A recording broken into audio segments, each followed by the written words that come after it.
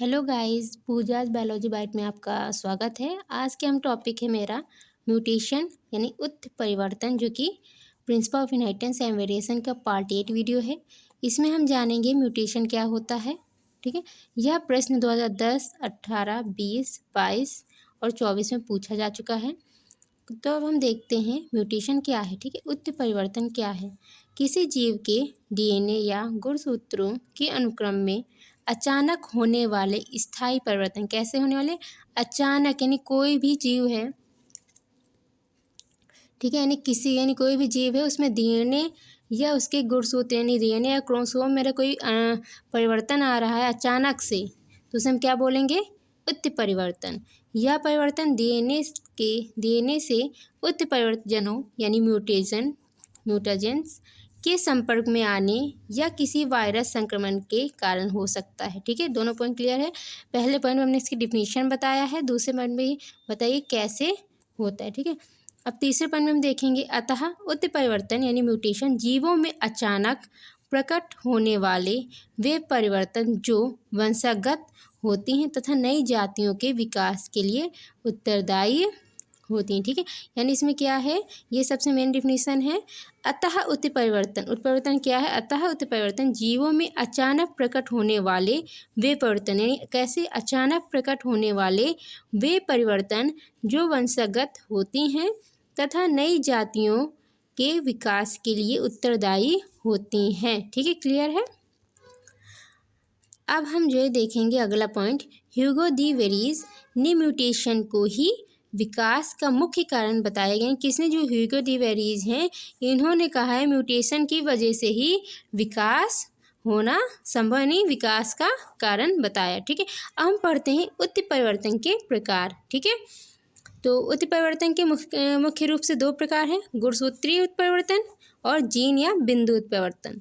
कौन सा? गुणसूत्रीय उत्परिवर्तन और जीन या बिंदु उत्परिवर्तन। ठीक है, तो देखते हैं, पहला है हमारा गुणसूत्रीय उत्परिवर्तन। क्या है? गुणसूत्रीय उत्परिवर्तन। इसमें हम देखेंगे, इसमें जो गुणसूत्र की संख्या या संरचना में बदलाव आ जाता है। क्या होता है? गुणसूत्रीय उत्परिवर्तन में संख्या या संरचना में बदलाव आता है। किसमें? संख्या या संरचना में बदलाव आता है, तो उसे हम क्या बोलेंगे?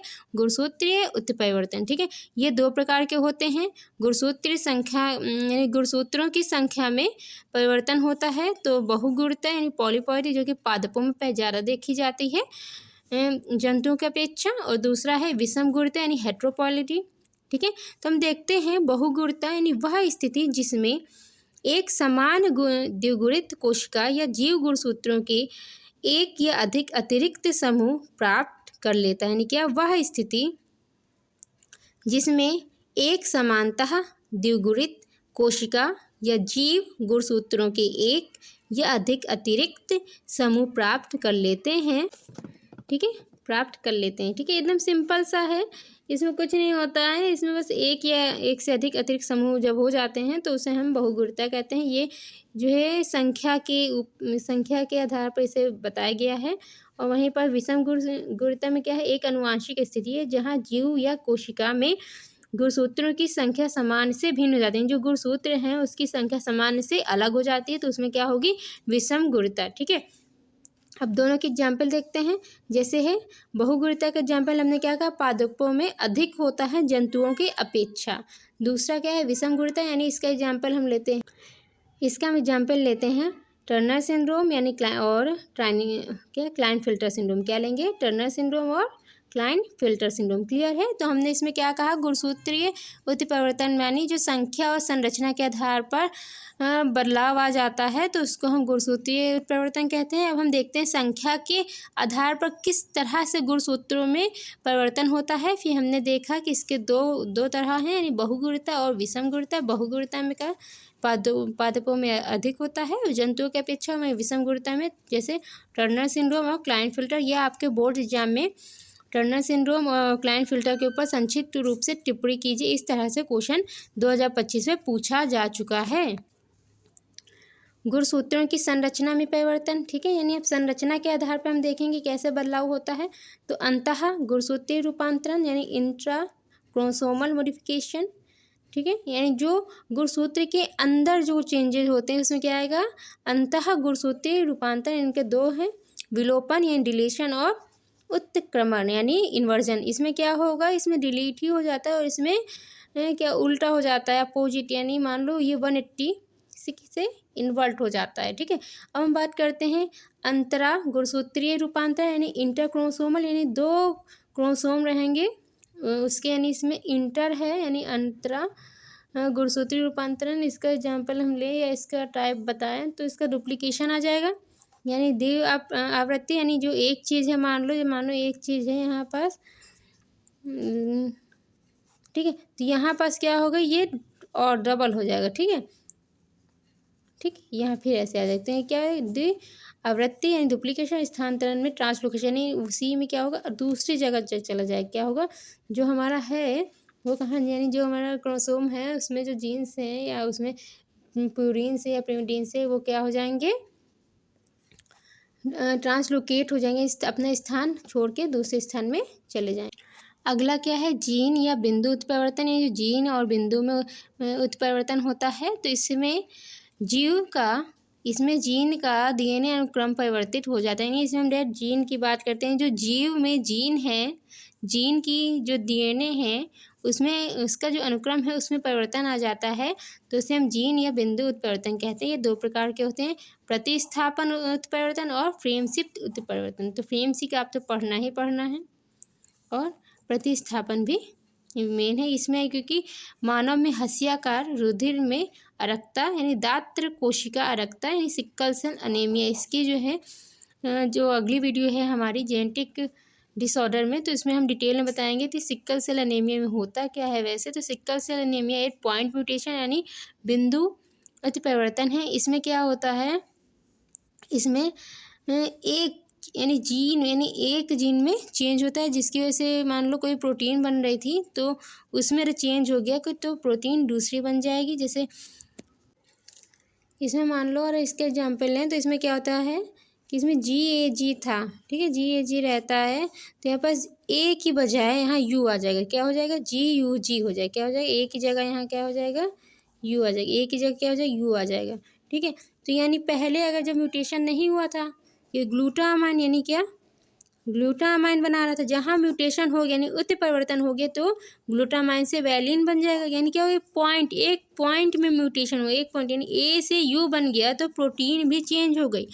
तो इसके बारे में हम अपनी अगली वीडियो में डिटेल में पढ़ना है, और ये मेन भी है क्योंकि ये बोर्ड एग्जाम में ऐसा पूछा जा चुका है। ठीक है, हम बात करते हैं फ्रेम शिफ्ट उत्परिवर्तन। ये एक प्रकार का अनुवांशिक उत्परिवर्तन है जिसमें डीएनए आरएनए अनुक्रम से न्यूक्लियोटाइड की सम्मिलित या विलोपन होती है, लेकिन ये 3 के गुणज में नहीं होती है। ठीक है, समझ रहे, इसमें विलोपन भी आ जाएगा, सम्मिलित यानी सम्मिलित समझ रहे हो ना, सम्मिलित में हम माने सम्मिलित, तो सम्मिलन में मान लो जैसे कि है एक हमारे पास, आपको जैसे यहाँ पर दिख रहा होगा,